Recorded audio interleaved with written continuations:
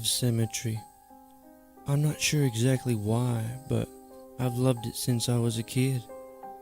Most children are messy and forgetful of their things. Not me. I knew everything had its place, and in my room, everything was right where it belonged. My parents didn't have it. My grandparents didn't have it either. Not a single person in my family had it. I started referring to it as it because I truly believe it's a thing inside me. A stowaway that shouldn't be there but lives inside of me.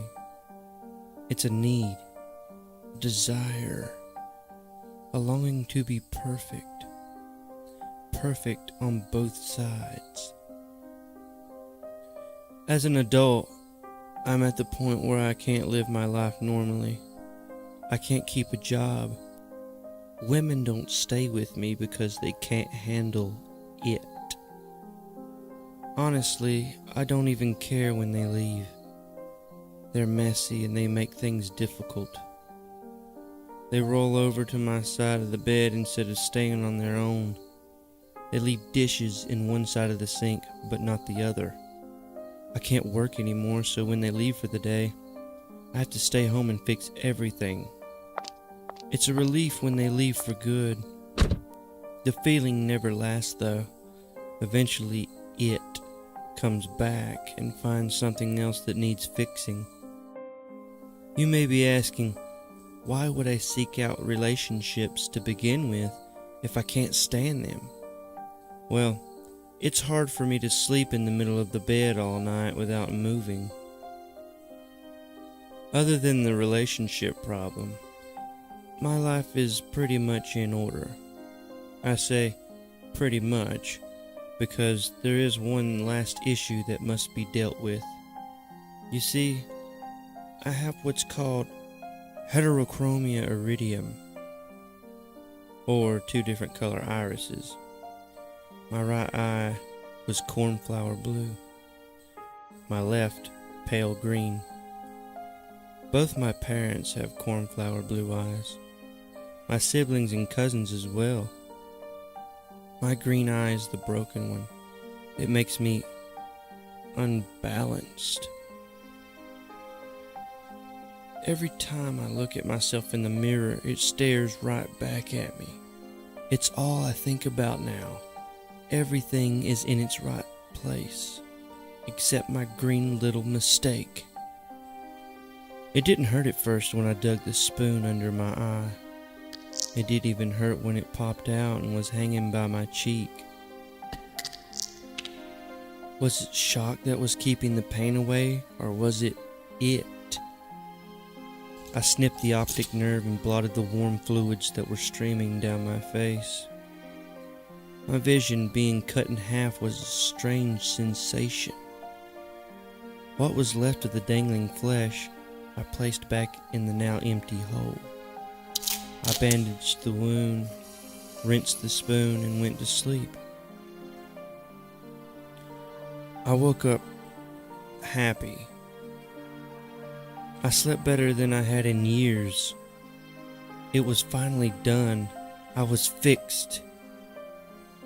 I got out of bed and stumbled to the bathroom. My body ached and my head was on fire. I flipped the switch in the bathroom and the light was blinding. I slowly removed the bandage that was soaked with blood and was sticking to my face like tape. When I looked up to the mirror, my stomach turned. Only then had I realized what I'd done to myself, and I couldn't believe it. There was a hole in the left side of my face, but not the right. I was unbalanced. Again. It was much harder digging out the second eye. My hands were shaky, and when I dug the spoon in, I missed several times, puncturing my pupil 3 times before I got it in the right place. Once the eye popped out, I reached for my scissors to finish the job. The blood from the previous night had dried on the blades, so the scissors didn't cut very well.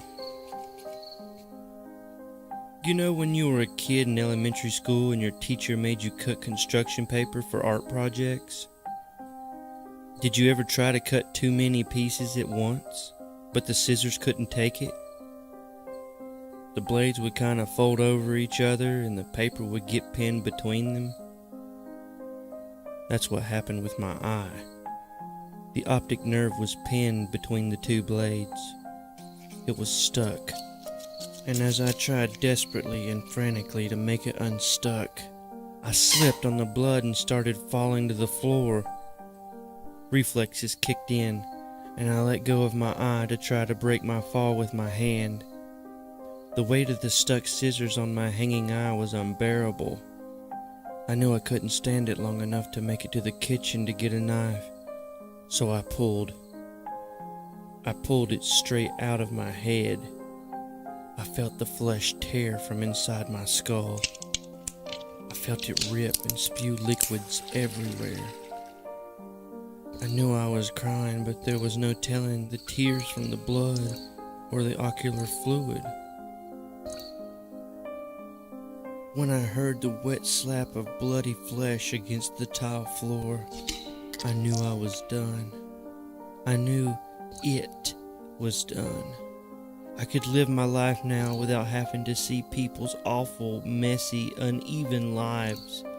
The relief washed over me, and I knew it would last this time. I had never felt this way before. Never had this much hope.